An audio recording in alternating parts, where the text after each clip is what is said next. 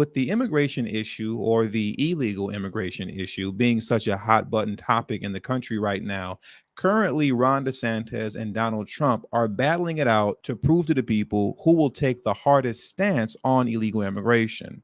Both are proposing to implement mass deportation strategies if they're elected, but the question is, are those mass deportation strategies realistic?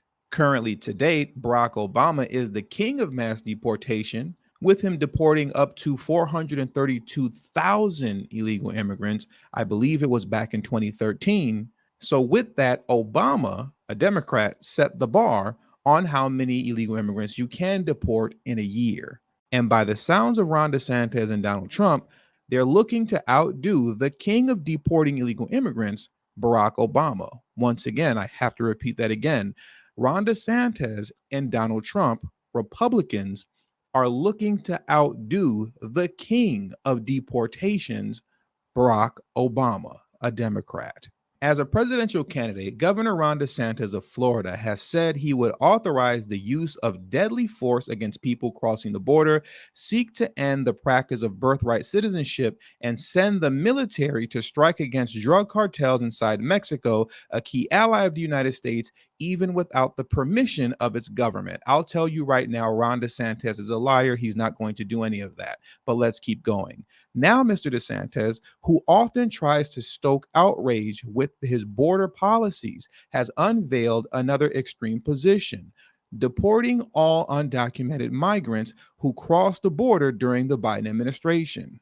Everyone that has come illegally under Biden should be sent back, Mr. DeSantis said on Friday in response to a reporter's question at a campaign event in Long Beach, California. That's probably 6 or 7 million people right there. It's going to require a lot of effort. It's going to require us to lean in.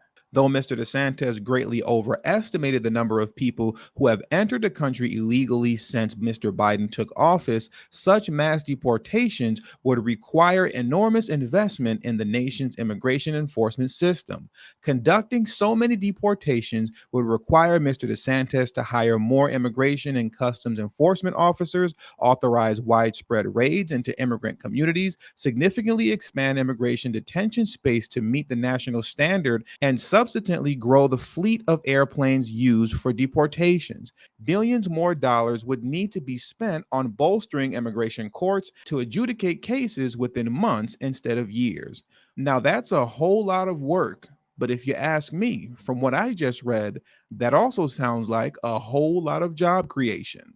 Still, Mr. DeSantis is not alone in his promise to upend the nation's immigration system. On Friday, former President Donald J. Trump, who is leading Florida governor by roughly 40 points in the national polls, pledged to enact the largest deportation operation in the history of our country if reelected. Mr. DeSantis took the opportunity to criticize Mr. Trump, saying that his rival had failed to get the job done on the border during his first term. With his 6 or 7 million figure, Mr. DeSantis was probably referring to the roughly 6 million people who have been caught crossing the border since 2021.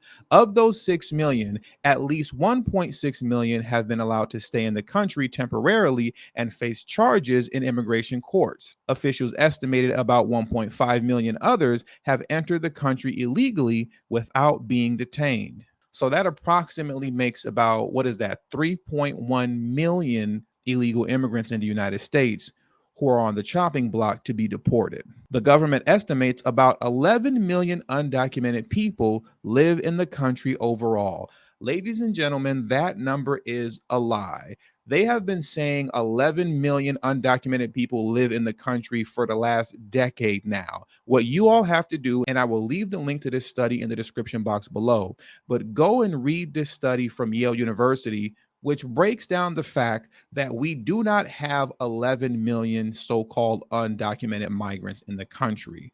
We, in fact, have 22 million. That is double the amount.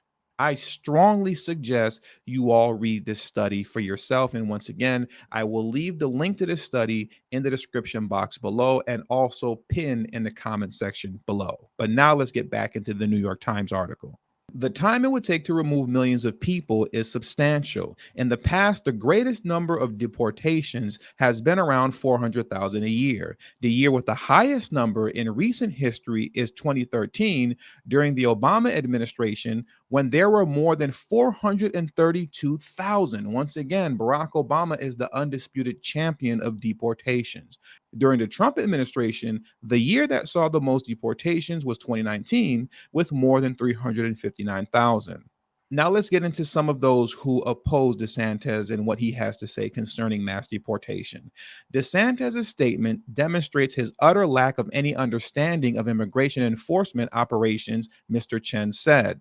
At a particular level, deporting that many people would be impossible in even a single term. Mr. Chen also pointed out the serious economic cost of deporting many of the workers who take on the United States' most dangerous and low-paying jobs, particularly in agriculture. Mass deportations are really hard to do, said Aaron Reichlin Melnick, the policy director at the American Immigration Council, a pro-immigrant organization. The political backlash would be enormous. And I have to strongly disagree with him, because the general consensus in America right now is that we need to close the border, as well as ending the policy of sanctuary status across cities throughout America. Now let's read these last two paragraphs in closing. Ron DeSantis, a former acting director of ICE during the Trump administration, acknowledged that there were logistical, practical, and legal challenges to deporting so many people. But he said that immigrants would continue to cross the border illegally if they believe that they would be able to stay long term. If the rest of the world believes they'll never be deported, that is an incentive for lots of people, Mr. DeSantis said. You have to end the incentive to change the traffic patterns at the border. And I 100% agree with Ron. Though it may be difficult and costly to put in place a mass deportation effort, if people continue to believe that they can just cross the border and live a great life in New York or Chicago once they get here, because these are sanctuary cities, and as long as you reside in one of those places, you'll never be deported, well, then you'll never see an end to all the caravans and the people crossing the border. But give a Barack Obama style, once again, I repeat, but give a Barack Obama style mass deportation effort about 2 years. You will see traffic at the border slow down immensely. Almost no one will be wanting to cross the border if they actually believe that they will be deported. The problem right now is that with the Biden administration, they understand that they won't be. And as of now, that understanding holds true. And with all that being said, that does it for today's video.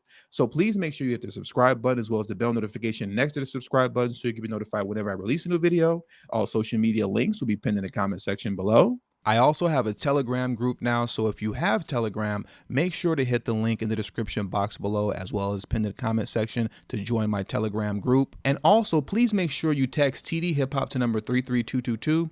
That's tdhiphop to number 33222. That way you'll get a text notification whenever I release a new video, but it also serves as an insurance plan for myself, so in case YouTube ever gives me the axe, I'll be able to send you a direct link to where you can find me next. And last but certainly not least, for those of you who have a love and appreciation for the work that I put in on this channel, the number one way you can show your support is through Patreon. For only $3 a month, that will help put me in position to take TD Hip Hop Media off of YouTube. Remember, the goal is not to grow big on YouTube, but to grow independent of YouTube. And for those of you who have issues with joining Patreon, you can also hit the join button that's next to the subscribe button, and that way you can become an official channel member for as little as $3 a month as well. And lastly, if you haven't already, please make sure you join the emailing list. There is no way that I can go independent of YouTube if I cannot take the audience with me. And a link to that will be pinned in the comment section as well.